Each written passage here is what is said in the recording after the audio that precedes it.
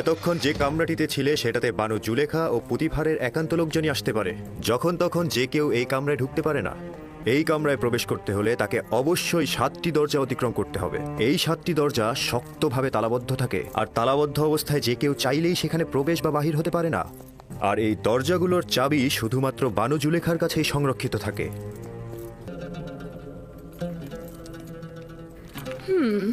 নিশ্চয়ই খোদা তোমাকে নিজ হাতে তৈরি করেছে, আর কতটা সৌন্দর্য দিয়েছে সেটা কি তুমি জানো? রাজমহলের তত্ত্বাবধায়ক হানিফারকে ডেকে আনা হোক।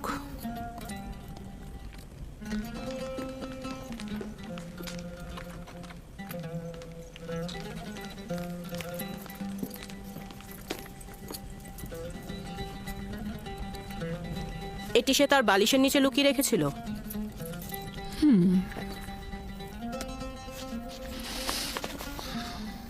আমার বানু, এটা ইউজারশিপকে কেনার সনদ। শামুন নামের একজন ইউজারশিপকে মালিকের নিকট বিক্রয় করেছেন। এটা তো রাজমহলে থাকা উচিত, তোমার কাছে নয়। আপনি যা ভালো মনে করেন।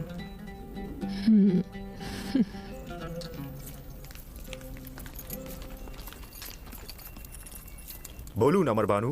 ইউজারশিপকে তোমার কাছে অর্পণ করলাম। আমি চাই তাকে যথার্থ প্রশিক্ষণ দেয়া হোক। রাজমহলের চালচলন এবং আচার ব্যবহার তাকে শিক্ষা দেয়া হোক। এ ব্যাপারে আপনার ওপর আমার যথেষ্ট বিশ্বাস রয়েছে। আপনি ইউজারশিপকে সঠিক শিক্ষা প্রদান করতে পারবেন।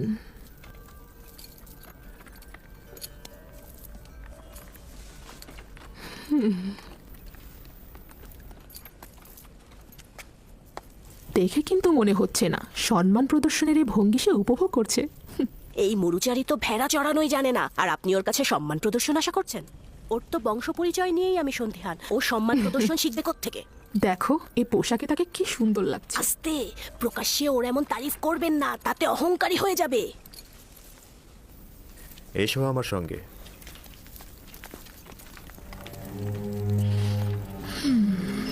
এতক্ষণ যে কামরাটিতে ছিলে সেটাতে বানু জুলেখা ও পুতিফারের একান্ত লোকজনই আসতে পারে।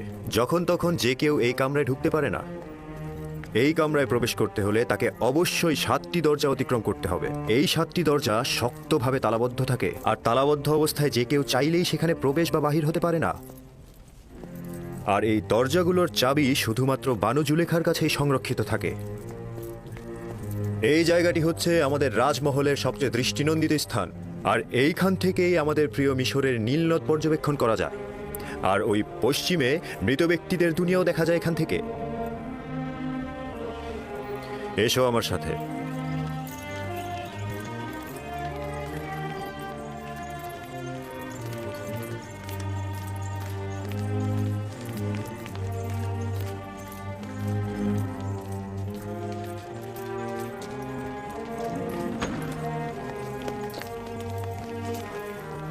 এটি বানু জুলেখার নির্দিষ্ট কামরা। তিনি অত্যন্ত দাম্ভিক ও অভিজাত পরিবারের সন্তান। তোমাকে সতর্ক থাকতে হবে, কখনোই তার ফরমানের অবাধ্য হওয়া যাবে না। চলো যাই।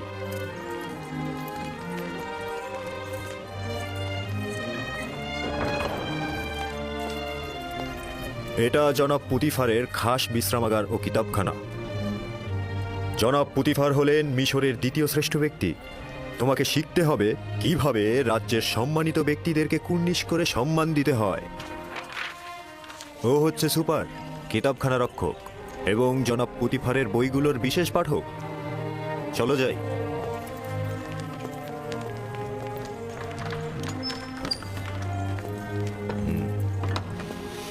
এই কক্ষটি হচ্ছে জনাব পুতিফার ও বানু জুলেখার আহার কক্ষ।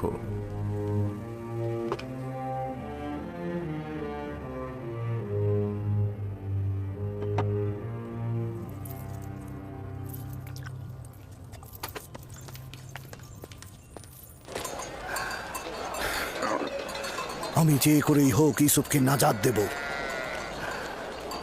তার মুক্তির পথ খুঁজব। এমন ভাবে বললেন যেন ইউসুফ জেলখানায় আর আপনি তাকে মুক্ত করবেন। কয়েদখানায় থাকা আর গোলামি করা তো একই। কিন্তু পুতিফারের রাজমহলে ওর মতো গোলাম আর একজনও নেই। যদি পাখির জন্য আকর্ষণীয় খাঁচা বানানো হয়, তবে কি সেটা পাখির জন্য খাঁচা নয়? ইউসুফকে মুক্ত করে ইয়াকুবের কাছে নিয়ে যাব। এর আগে আমি কিছুতেই মিশর ত্যাগ করব না। কিন্তু আপনি দেখেছেন পুতিফার আর ওর স্ত্রী ওকে কতটা ভালোবাসে। কিন্তু ইয়াকুব নবীর তুলনায় তা নগণ্য। ইউসুফের বিচ্ছেদে না জানি ইয়াকুবের কি অবস্থা হয়েছে। কিন্তু মালিক, ইউসুফ তো নিজেই বলেছে তার মিশরে আসাটা খোদাবন্দের ইচ্ছা। এটি আমার সর্বশেষ বাণিজ্য। যত দ্রুত সম্ভব জিনিসপত্র বিক্রি করে ব্যাবেলে ফিরে যাও। কি?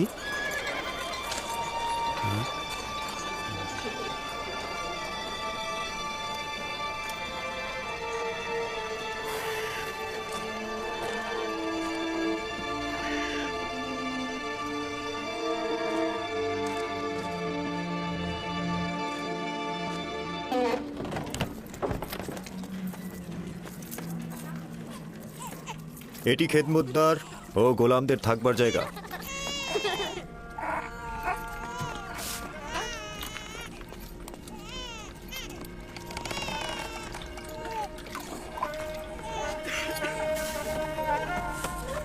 জনাব হানিফার এসেছে, জনাব হানিফার এসেছে, জনাব হানিফার এসেছে। এরা সকলেই জনাব পুতিফারের রাজমহলের খেদমতদার। এরা মহলের বিভিন্ন অংশে কাজ করে থাকে। কেউ কেউ প্যাপিরাসের খামারে কাজ করে, আবার কেউ কেউ তুলা চাষও করে। কিছু সংখ্যক পুরুষ এবং নারী এখন কর্মক্ষেত্রে রয়েছে। এখানকার প্রতিটি কামরায় একটি করে পরিবার বসবাস করতে পারে। তাদেরকে এত অসহায় দেখাচ্ছে কেন? জনাব পুতিফার কেন এদের দিকে নজর দেন না? অন্যান্য রাজ্যের খেদমতদার ও গোলামদের অবস্থা এদের চাইতেও শোচনীয়। এরা তো খুব ভালোই আছে। আমরা তাদের এখানে থাকার জায়গা ও খাবারও দিচ্ছি, তাছাড়া তাদের বাচ্চা কাচ্চাদের রক্ষণাবেক্ষণও করছি। আমি কি এদের দেখতে আসতে পারি? কেন নয়, তবে উত্তম হচ্ছে বেগম জুলেখা ও আলী জনাব পুতিফারের কাছ থেকে অনুমতি নেওয়া। এরা হচ্ছে বিশেষ গোলাম যারা পালকি বহন করে থাকে।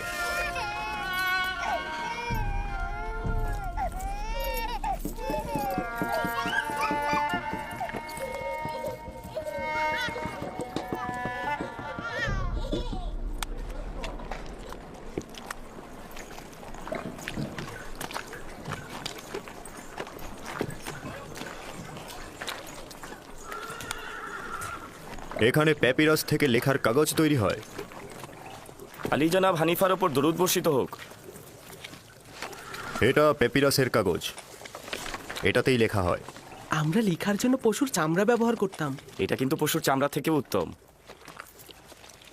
তুমি কি লিখতেও পারো? যিনি আমাকে সৃষ্টি করেছেন তিনি লেখা শিখিয়েছেন। বাহ, বেশ ভালো। একজন গোলাম যদি লিখতে জানে সেটা মালিকের জন্য নিয়ামত স্বরূপ। তুমি কার কাছ থেকে শিখেছ বললে? আমার মালিকের কাছ থেকে। তিনি সব ভাষাই জানেন। খুব ভালো, চলো যাই, ওই দিকটা দেখাই।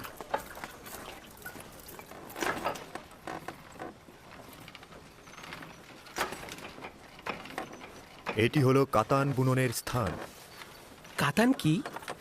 কাতান হচ্ছে সেই কাপড় যেটাকে কোমরে পেঁচিয়ে পরিধান করে থাকি আমরা, এবং এই কাপড়টা দিয়েই লেবাস তৈরি করি। সবচাইতে মোলায়েম যে কাতানটি তৈরি করা হয় সেটার নাম কাতানে সালাতানাতি। শুধু রাজমহলের বাসিন্দাদের জন্যই এ কাতান তৈরি করা হয়। বানু জুলেখার আকর্ষণীয় যে কাতানগুলো আছে সেগুলো এখানেই তৈরি হয়।